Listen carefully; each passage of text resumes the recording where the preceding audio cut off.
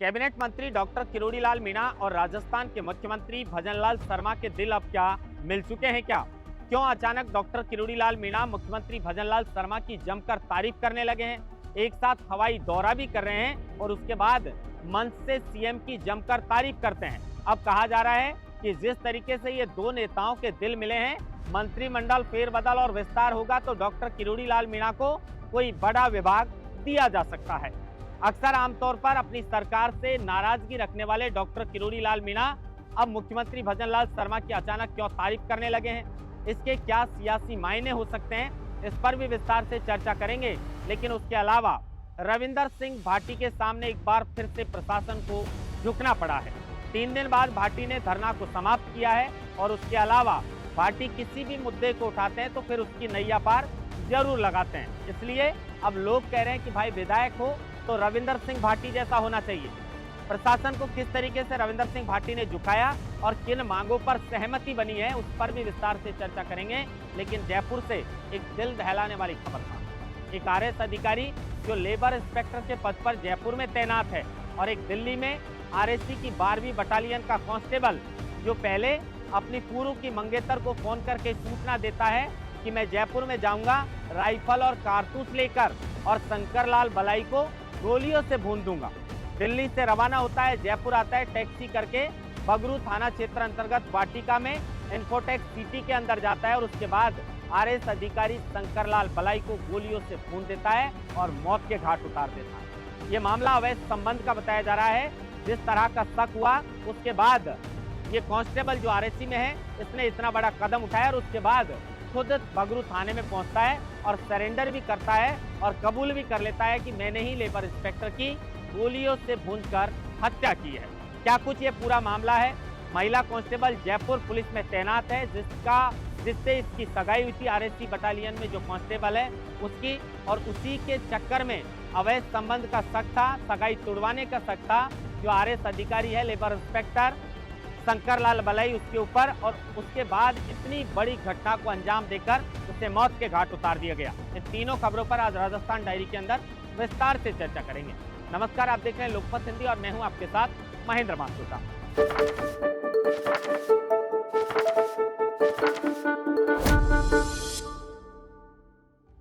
खबर की शुरुआत सबसे पहले डॉक्टर किरोड़ीलाल मीणा और मुख्यमंत्री भजनलाल शर्मा को लेकर करते हैं। डॉक्टर किरोड़ीलाल मीणा जिस तरीके से संघर्ष करते हैं, जिस तरीके से वो धरना प्रदर्शन करते हैं और जिस तरीके से वो गरीब किसान और मजदूर की आवाज को बुलंद करने का काम करते हैं, इसलिए एक अलग पहचान राजस्थान के अंदर है। सरकार में होकर भी कई मुद्दों को उठाते हैं, चाहे भले ही उससे अपनी सरकार नाराज ही क्यों ना हो जाए। किरोड़ीलाल मीणा लगातार इसके लिए चर्चा में भी रहते हैं। काफी समय पहले वो लगातार अपनी सरकार के खिलाफ बयानबाजी भी करते रहे, मंत्रिमंडल से इस्तीफा भी दिया। मंत्री पद छोड़ने के बाद भी उनका जो मंत्री पद का इस्तीफा है वो मंजूर नहीं किया गया। सोशल मीडिया से उन्होंने मंत्री पद भी हटा दिया। उसके अलावा उन्होंने सरकारी गाड़ी और आवास को भी अलविदा कह दिया, लेकिन बीजेपी ने उनका इस्तीफा स्वीकार नहीं किया। उसके बाद वो अचानक सक्रिय मंत्री के तौर पर कामकाज करना शुरू करते हैं। मुख्यमंत्री भजनलाल शर्मा के ज्यादा वो साथ दिखाई देते नहीं है, लेकिन अब लगातार मुख्यमंत्री भजनलाल शर्मा की जमकर तारीफ डॉक्टर किरोड़ीलाल मीणा करने लगे हैं।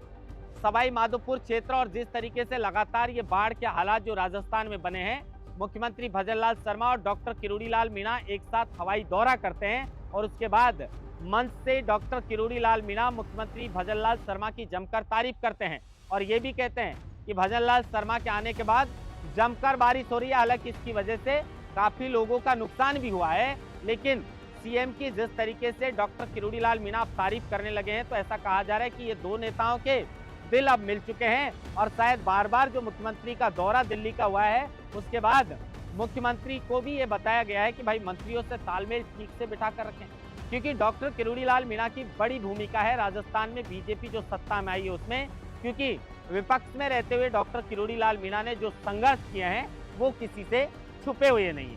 अब जिस तरीके से ये दो नेताओं के दिल मिले हैं और जमकर एक दूसरे की तारीफ कर रहे हैं, तो कहा जा रहा है कि मंत्रिमंडल का विस्तार और फेरबदल होगा तो डॉक्टर किरोड़ीलाल मीणा को बड़ा विभाग मिल सकता है, क्योंकि जो किरोड़ीलाल मीणा हैं उनके समर्थक खुश नहीं थे और शायद इसीलिए डॉक्टर किरोड़ीलाल मीणा ने इस्तीफा दिया हो।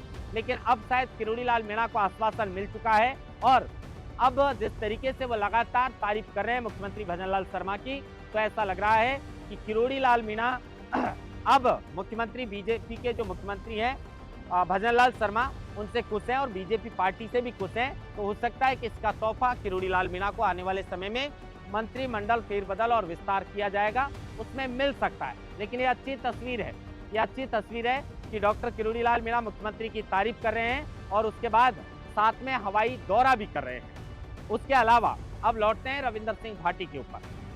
रविंदर सिंह भाटी किसी भी मुद्दे को उठाते हैं तो उसकी नैया पार जरूर लगाते हैं। अब रविंदर सिंह भाटी ने विरोध किया कि भाई एक तरफ तो एक पेड़ मां के नाम का अभियान जो है वो मुख्यमंत्री भजनलाल शर्मा के द्वारा चलाया जा रहा है और दूसरी तरफ बाड़मेर में लगातार सोलर कंपनियों के द्वारा खेजड़ी के हरे भरे पेड़ों की कटाई की जा रही है, उन्हें जलाया जा रहा है, उन्हें दफनाया जा रहा है। और इसी को लेकर रविंदर सिंह भाटी के तीखे तेवर देखने को मिले। प्रशासन से भी कह दिया कि भाई आपको जो चेतक वाहन मिला हुआ है, ये चेतक वाहन क्या खेलने के लिए थोड़ी मिला है, आपको गश्त करनी चाहिए और अगर आप गश्त करते हैं तो फिर पेड़ों की कटाई कैसे की जा रही है। इसी को लेकर 3 दिन से मामला गरमाया हुआ था। अब पूरे मामले पर सहमति बन चुकी है और रविंदर सिंह भाटी और जो लोग धरने पर बैठे थे उन्होंने धरना समाप्त कर दिया है। सोलर कंपनियां पेड़ भी लगाएंगी और जिन जिन मुद्दों पर सहमति बनी है उन पर रविंदर सिंह भाटी ने साफ कह दिया है कि कठोर से कठोर कार्रवाई होनी चाहिए गुनहगारों के ऊपर और फिर से अगर ये मामला इस तरीके को देखने को मिलेगा तो फिर भाटी धरने पर बैठ जाएंगे। और भाटी के सामने प्रशासन को साफ तौर पर झुकना पड़ा है क्योंकि कहीं ना कहीं प्रशासन की अनदेखी में लगातार अंधाधुंध हरे पेड़ों की, खेजड़ी के पेड़ों की ये कटाई की जा रही थी, जिसको लेकर भाटी को गुस्सा आ गया कि हमारे क्षेत्र में लगातार इस तरीके से आखिर कटाई क्यों की जा रही है। और राजस्थान में मुख्यमंत्री पेड़ लगाने की बात करते हैं और हमारे क्षेत्र में सोलर कंपनियां लगातार पेड़ों की कटाई कर रही हैं। अब 3 दिन बाद ये धरना समाप्त कर दिया गया है। अब इसके अलावा लौटेंगे जयपुर से जो दिल दहलाने वाली खबर सामने आई है। एक आरएसी 12वीं बटालियन का कांस्टेबल है, कांस्टेबल शंकर लाल बलाई की गोलियों से भूनकर हत्या कर देता है जो लेबर इंस्पेक्टर के पद पर तैनात था। अजय कटारिया जो आरएसी बटालियन में कांस्टेबल के पद पर तैनात था। कहा जा रहा है कि इसकी जो प्रेमिका माफ कीजिए, इसकी जो मंगेतर थी उसकी सगाई तुड़वाने का काम लेबर इंस्पेक्टर शंकर लाल बलाई ने किया था। इसको ऐसा शक था, शक तो अवैध संबंध का भी था कि इसकी जो मंगेतर है उससे शंकर लाल बलाई की ये जो है वो अवैध संबंध थे। अब इसी को लेकर जो ये कांस्टेबल है वो दिल्ली से ही अपने पूर्व मंगेतर को फोन करता है, सूचना देता है कि मैं जयपुर आऊँगा और जयपुर आने के बाद शंकर लाल बलाई को गोलियों से भूनकर उसकी हत्या करूँगा। लेकिन मंगेतर को लगा कि शायद ये बात गुस्से में बोल रहा है, उसने इन बातों को सीरियस नहीं लिया और उसके बाद कांस्टेबल ने जैसे कहा उसने वैसे ही किया। दिल्ली से वो 50 कारतूस लेकर और राइफल लेकर जयपुर के लिए रवाना होता है। सिंधी कैंप बस स्टैंड पर उतरता है और उतरने के बाद में एक टैक्सी किराए पर करता है और टैक्सी के अंदर जो गन को उसने खोल कर रख रखा था उस राइफल को टैक्सी के अंदर बैठा बैठा तैयार करता है। वाटिका जो बगरू थाना क्षेत्र अंतर्गत आती है जहां पर इन्फोटेक सिटी जो है उसके अंदर लेबर इंस्पेक्टर शंकरलाल बलाई जो 40 वर्ष के थे वो यहाँ पर अपने परिवार के साथ रहते थे, 2 बच्चे उनके थे, पत्नी थी। कहा जा रहा है कि जिस वक्त ये कांस्टेबल उनके घर पर पहुंचा था गेट पर 10 मिनट तक इनके बीच कहासुनी भी हुई क्योंकि कहा जा रहा है कि शंकरलाल जो बलाई हैं लेबर इंस्पेक्टर, इनके ससुर ने ही एक महिला कांस्टेबल जो जयपुर पुलिस में तैनात है उनसे सगाई करवाई थी आरएससी के कांस्टेबल से और ये सगाई भी इन्होंने ही तोड़वाई थी। इन्हीं के ऊपर जो है वो अवैध संबंध का शक था और इसी बात को लेकर वाटिका उनके घर पर जो है वो आरएससी कांस्टेबल की जो है वो भैंस शंकरलाल बलाई जो लेबर इंस्पेक्टर हैं उनसे कहासुनी होती है, भैंस होती है। उस वक्त लेबर इंस्पेक्टर की पत्नी दूध लेने के लिए गई थी, बच्चे घर के अंदर थे, टैक्सी ड्राइवर इंतजार कर रहा था कि ये वापस बातचीत करके लौट के आएगा, उसे कुछ अंदेशा नहीं था।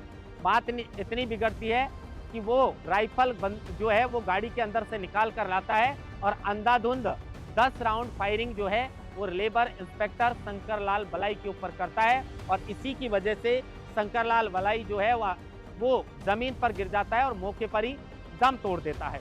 टैक्सी ड्राइवर भागकर कॉलोनी के गेट पर जाता है, सिटी के गेट पर जाता है और उसके बाद उन्हें जो है वो गार्ड दिखाई देता है, गार्ड को बुला कर लाता है, लेकिन तब तक खेल खत्म हो चुका था। उसके बाद गोलियों की जो आवाज आई उसके बाद आसपास के लोग भी एकत्रित होते हैं, लेकिन उससे पहले ही जो अजय कटारिया है, आरएसी का कांस्टेबल, वो घटना को अंजाम देकर गाड़ी जो टैक्सी थी उसको लेकर वहां से फरार हो लेता है और उसके बाद बगरू थाने में पहुंच जाता है। बाकायदा राइफल को साथ में ले जाता है, वहां पर सरेंडर करता है और वहां पर पूरी घटना बताता है कि मेरी सगाई हुई थी, इनकी कोई दूर की रिश्तेदार थी, उससे लेबर इंस्पेक्टर के अवैध संबंध थे जिसकी वजह से इन्होंने ही मेरी सगाई को तोड़वाया है और इसी के चलते वो डिप्रेशन में चल रहा था और उसी को लेकर उसने इतनी बड़ी घटना को अंजाम दिया है। लेकिन सवाल ये भी उठता है कि क्या ये उसके लिए आखिरी रास्ता था? क्या ऐसा करके अब बाकी जीवन में वो खुश रह पाएगा? इसलिए किसी भी तरीके से कोई क्राइम की घटना को अंजाम देने से पहले काफ़ी सोचना चाहिए और इन चीज़ों से बचना चाहिए, क्योंकि अब ये कांस्टेबल साहब के चक्कर में लेबर इंस्पेक्टर जो है उनको अपनी जान गंवानी पड़ी, इनको अब सलाखों के पीछे रहना पड़ेगा और कहीं ना कहीं जो चीज़ें बातचीत में सुधर सकती थी, अब भावावेश में आकर जिस तरह का ये कदम उठाया है, ताउम्र इन्हें भुगतना पड़ेगा। इसलिए किसी भी तरीके की इस तरह की घटना को अंजाम नहीं देना चाहिए, सोच समझ के कोई कदम उठाना चाहिए, क्योंकि वो भी गवर्नमेंट सर्वेंट थे, ये भी अधिकारी थे और अगर ये बातचीत करते तो शायद बातचीत से सुलह हो सकती थी। लेकिन शक था कि लेबर इंस्पेक्टर ने इनकी मंगेतर के साथ अवैध संबंध थे और इन्हीं के कहने से जो है वो कांस्टेबल की सगाई टूटी थी और इसी के चलते पहले उन्होंने मंगेतर, जो पूर्व मंगेतर थी, उनको सूचना भी दी थी, लेकिन उन्होंने इस बात को नज़रअंदाज कर दिया और फिर जैसे उन्होंने बोला था उसी तरीके से पूरी घटना को अंजाम दिया है। महेंद्र मास्टार, लोकमत हिंदी, जयपुर।